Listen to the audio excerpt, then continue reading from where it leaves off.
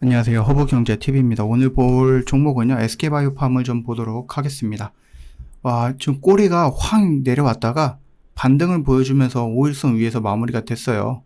이 분봉상으로 놓고 보면은 여기가 9시죠? 그래서 9시 시작해서, 그러니까 넥스트 트레이드로 진행이 됐던 게 아니고, 그냥 쭉 해서 이렇게 올라오면서 마무리가 된 모습을 보여준 거다. 이렇게 이해하시면 될 것 같거든요. 지금 시장은요, 나쁘진 않아요. 지금 요 코스피라든지 코스닥을 놓고 보면은, 와, 이렇게까지 강하다고? 라고 생각이 들 정도입니다. 물론, 요런 상승에는 이제 모든 종목이 다 따라갔다라고 보기는 어렵고, 조금 편식된, 좀 맛있는 반찬들만 조금 움직여주는 듯한 느낌이 나아졌다라고 생각하시면 될 것 같아요. 바이오 같은 경우도 일단은 금리 인하에 대한 어떠한 긍정적인 혜택을 좀 받을 수 있고, 두 번째는 이재명 정부가 얘기했던 바이오를 제2의 반도체로 이런 식의 기조로서 성장시키겠다라고 했고요. 또 많은 것들을 조금 규제라든지 이런 것들을 완화해 주겠다라는 뉘앙스를 좀 보여줬죠. 그러다 보니까 바이오 쪽의 움직임이 금리 인하의 기조와 맞춰서 좀 긍정적으로 나쁘지 않게끔 흘러갈 거야 라는 좀 생각을 하고 있습니다. 근데 이제 미국에서 FDA가 해외 의약품 공장을 기습 검사하겠다라고 좀 발표를 했습니다.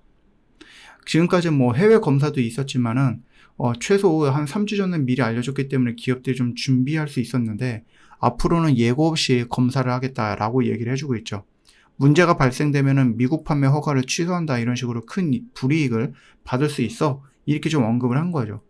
아니, 실제로 갑자기 들어닥칠 경우, 들어닥칠 가능성은 크지는 않지만, 그래도 대비를 철저히 한다라는 업계의 분위기가 형성이 되고 있다라는 얘기입니다. 이게 만약에 미국이 진짜 마음에 안 든다, 야, 한국이 마음에 안 들어, 그러면 한국 공장 타켓으로 해갖고, 갑자기 막 10군데 이제 막 확 가가지고, 기습적으로 검사할 수 있는 부분이죠. FDA가 오직 환자의 생명과 새로운 뭔가 약에 대한, 거기에 집중되고 충실할까요? 아니죠. FDA뿐만 아니라 여러 기관들은 결국은 이제 정치적으로 이용이 되는 겁니다. 절대적인 중립, 그런 건 있을 수 없죠. 그래서 불시에 검사하겠다라는 것은 언제든지 미국에 밑보이는 나라들의 바이오 쪽은 내가 언제든지 검사해갖고 퇴출시켜버리겠어. 그게 싫으면 우리나라로 와, 이런 것들이겠죠, 결국은. 그리고 아니면은 우리나라의 기업을 더 키우겠어, 이렇게 좀 대놓고선 차별하겠다라는 의도로서 우리가 좀 해석이 된다.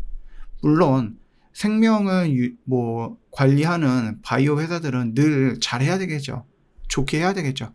네, 그런 부분들이 있기는 하지만 어찌됐든 간에 이재명 대통령이 우리나라 바이오 사업을 세계 최고 수준으로 키우겠다라고 얘기를 했어요. 그래서 저번에도 말씀을 드렸듯이 글로벌 임상 순위를 3위 안에 들게 하겠다. 블록버스터, 그러니까 매출 1조 이상을 만들 수 있는 약을 3개를 만들겠다. 5년 안에 수출을 2배씩 늘리겠다. 이런 식으로 얘기를 많이 했단 말이에요.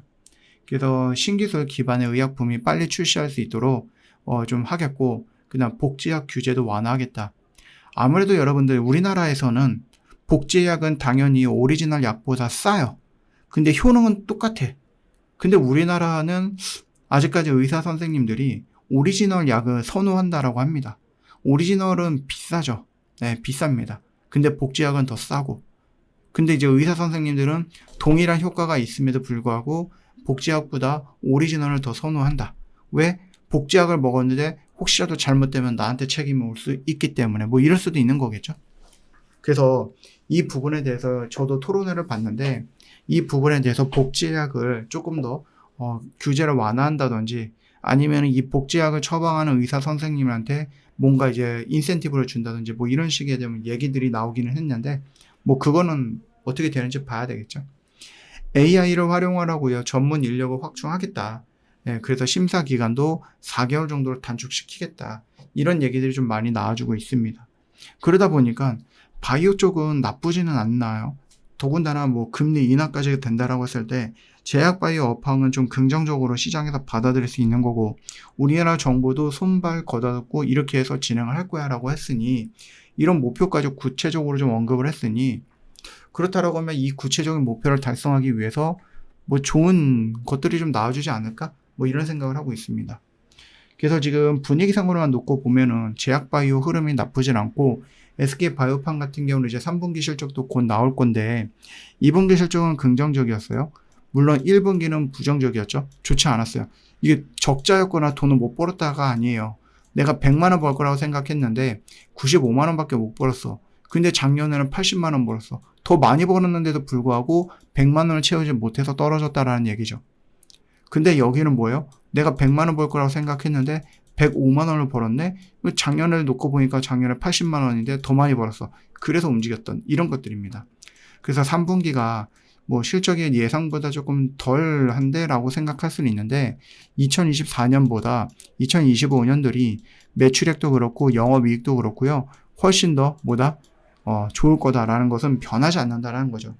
그러니까 분기별로 여러분들이 실적이 좋다 나쁘다 이런 걸로 인해서 들쭉날쭉하는 부분에 대해서 여러분들이 고민할 필요가 없다라는 얘기고 걱정할 필요가 없다라는 거예요. 결국을 놓고 보면은 여기가 뭐 1분기, 2분기, 3분기, 4분기 또다시 1분기, 2분기, 3분기, 4분기 결국 여러분이 연도별로 따지면은요 실적은 이런 식으로 해서 어떻게 된다? 결국은 이제 꼭대기가 올라가 있는 거다라고 보시면 될 것 같습니다. 실적의 흐름에 따라서 주가도 이 모양으로 비슷비슷하게 움직여 줄 거라서 제가 생각을 했을 때는 여러분들 지금 당장 3분기에 실적이 어떻게 나오는지 그런 것보다 결국은 저점이 계속 높아지고 고점은 여기가 유지가 되고 있는데 이 언저리까지는 올라올 거라는 얘기입니다. 물론 더 이렇게 올라갈 거예요. 왜냐? 2028년, 2029년도에 세노바메이트라는 것을 하나 가지고 매출을 1조 원을 만들 수 있어라는 그런 기대감이 여전히 있는 거기 때문에 그렇게 놓고 보면은 여러분들 2025년 대비해서 2026년은 더 많은 돈을 벌 거예요. 6년 대비해서 7년은 더 많이 벌 거예요. 그러면 여러분들 어떻게 됩니까? 중간에 이렇게 조금 파동은 있을 수는 있겠지만 결국은 이런 식으로 움직이는 거예요. 여기가 2024년, 여기가 2025년, 여기가 2026년, 여기가 2027년. 결국은 이렇게 되는 거죠. 네, 이 흐름은 여러분도 그냥 천천히 즐기면서 따라가면 된다라는 거죠. 물론 중간에 갑작스럽게 뭔가 악재가 터지는 게 아니다라고 하면. 근데 뭐 지금 당장 뭐 악재라고 생각되는 것이 없으니 그걸 미리 여러분들이 걱정을 하면서 떨 필요는 없다. 이렇게 생각을 합니다. 제가 허브경제TV 공식 채널을 보시면 정말 중요한 것들 깔끔하게 정리해서 올려놨고요. 이것만 놓고 보셔도 여러분들 오늘 시장 웬만한 것들은 다 파악이 가능했을 거라고 생각합니다. 허브경제TV는 도대체 어떻게 하길래 매일같이 장이 마감하면 이런 것들은 올라오지?